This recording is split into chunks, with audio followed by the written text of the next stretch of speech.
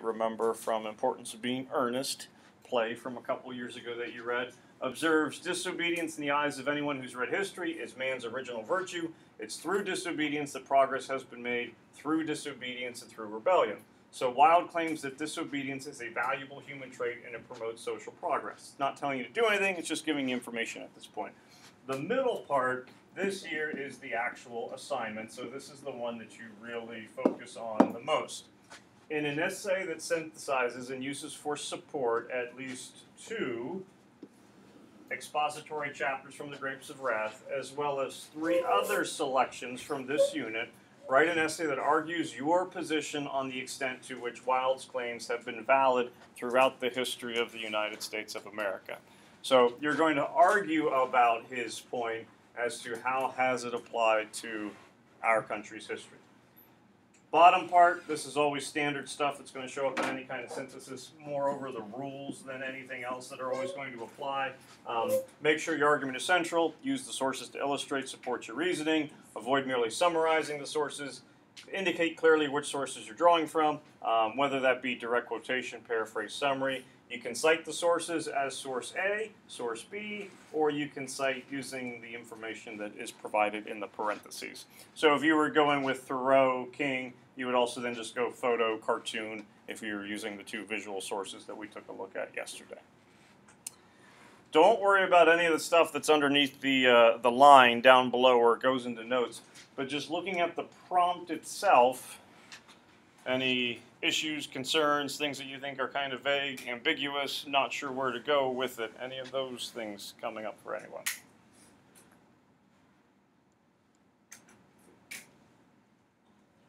Expository chapters, remember, are non-Jode chapters. So expository chapters from the Grapes of Wrath, that would be The Bank is a Monster, The Used Car Salesman, Alan May at the Diner. So you're not using any chapters that would be Tom, Al, Ma, Rosa Sharon, all that kind of stuff. So Darby not wanting to write about Rosa Sharon at the end of the book, you don't have to write about Rosa Sharon at the end of the book with anything. I would say two words that are important to keep in mind from the actual prompt itself, the assignment part, have been. Because what do those two words imply so far as like time? Okay, so it's today as well as years before. So you're taking a look at both the past and the present. So your explanation, you can certainly write about Henry David Thoreau, Martin Luther King Jr. So like let's just say example-wise for your sources. You'd be using Steinbeck. Megan decides she wants to use the photo with the locked arms and hands. Decided to go with a letter from Birmingham jail and wants to use Henry David Thoreau. She uses those four things. All her examples come from the sources, so your most recent example ends up being something in the 1960s. She's not answering the question yet because she's solely looking at the past. So she would have to include her own examples that you could branch off of and develop that's also going to have present, current stuff going on as to how, why social protest brings about social change and positive impact on society progress. Can you branch off, could you use the photo of them protesting and then go into this still happens today, we have protests like this and that's in our comics. Absolutely, yeah. And I'd still try to mention something about, we were coming up with the sentence yesterday, conquering with, what do we have, relentless and Determination. Passionate determination conquers. You can kind of take a kind of statement like that from the photo and then, explain how that still continues to happen today. Whether it be variety demonstrations, marches, and whatnot that have taken place. The political cartoon, you could certainly go into National Football League, anthem protests and things like that, certainly going on today. And you could even come up, and I think when we talk about civil disobedience, kind of think of protest, there could even be non-marches. You don't need a source to complement the example that you come up with. If you have an example that's completely independent of the sources, that's perfectly fine. Nor, for you to use a source, does that mean that the modern connection must be of the same point. According to Keynes, what two types of laws exist? So you got just and unjust laws. That doesn't mean that just and unjust laws only dealt with racial inequality. Certainly through in the last 15 years, dealing with same-sex marriage has been a big issue, and inequalities that would be happening with those types of relationships. So you could take a key phrase, a key word, something that Thoreau, Wollstonecraft, even Keynes states, and then explain how it applies to some other kind of realm of humanity and society. That would be fine. 3 periods in one day is like far too much for me. Yeah. Psalm 6 period. What's up? I was gonna say I wasn't finished. I don't know. What with your midterm? Yeah. We'll talk about it later. Okay. So Okay. I didn't want to interrupt. Yep. But I did. You did. Bye, Griff. For the present examples, can we use personal pronouns for that? If there's like a personal example that would be happening with it, like if you were coming up with a recent example, like Charlottesville, that was happening in August. I wouldn't want you to go, I remember when Charlottesville happened this past August, but if there's something you're involved Good with. afternoon and happy Friday. I have one quick announcement to make. There's still time to participate in the Jake Fedorchak Monster Dash 5K tomorrow.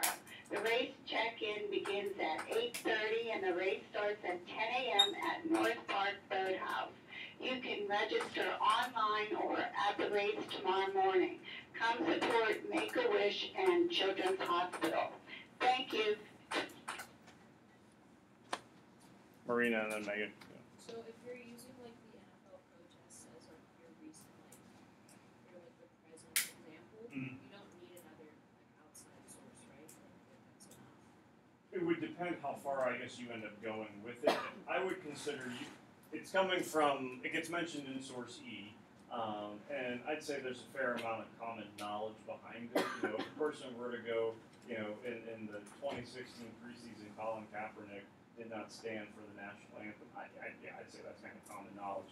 If you are identifying a specific criticism or endorsement, that anyone had, where you quote a person, or you, and I'm making this number up, 14% of NFL players have done some type of protest during the national anthem, that's specific enough that you would need to cite then an additional source. So if you're doing something very specific information, it would have to get cited. But you referencing players protesting, Charlottesville, happening in August, someone making a record. If you do bring in an outside source, that's fine, no problem with it. It does not replace a source, so you can't go, hey, I'll use this, and now I'm not going to use one of those other sources. And then at that point, you would have to create a works cited page. If you only use the sources that are provided as part of the question, you don't have to do a works cited page for it.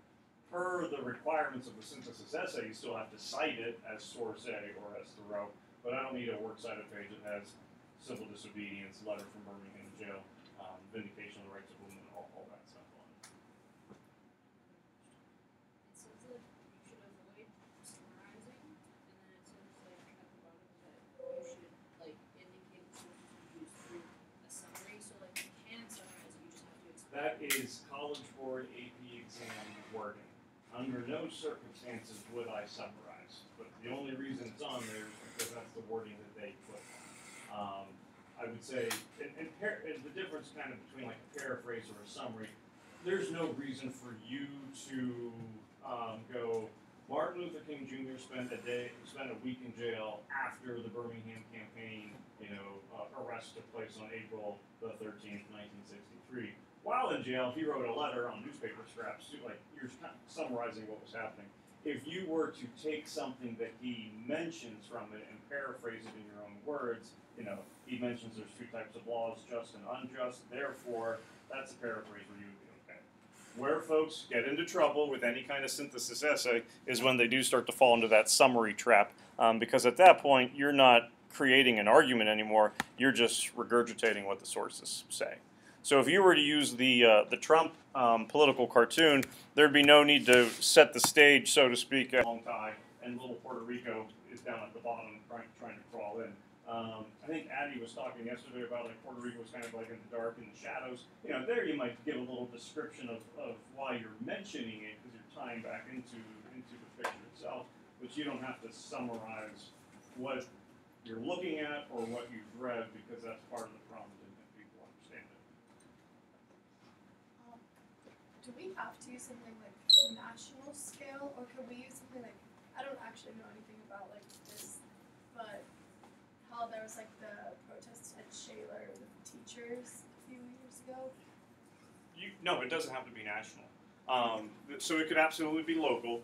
The one thing that the prompt does say is, you know, throughout the history of the United States of America, so if you were to mention some kind of international protest, you would have to tie it back to the U.S. somehow. So that would be the only thing to kind of watch out. But, you know, Lenshaw, Etna, Ross, Westview, just as much as the United States as anything else. It might not have gotten the national attention, but you could certainly still write about a protest that happens in the Pittsburgh area as well as a protest that happens in the Los Angeles area. If I would say that with the, well, we'll kind of see what examples you come up with. If you're going with something that's not in that common knowledge realm, then you probably do need a little bit more source, you know, kind of back it up because not everyone would really know exactly what you're talking about quite as much. Like, or like if you use like the cartoon, in the cartoon, whatever, you can just say like there was a protest and then say like On Monday, I'm going to show you a way that I wouldn't say 100% of the time is the method you'll use, but it's the most common way in which you would transition into the source. And so that'll kind of take care of it, I think. Because what can happen sometimes is you get some disjointed paragraphs where you're like bouncing around and we don't understand the relationship. But I'll show that to you on Monday. So weekend independent reading is the main thing that we're looking at.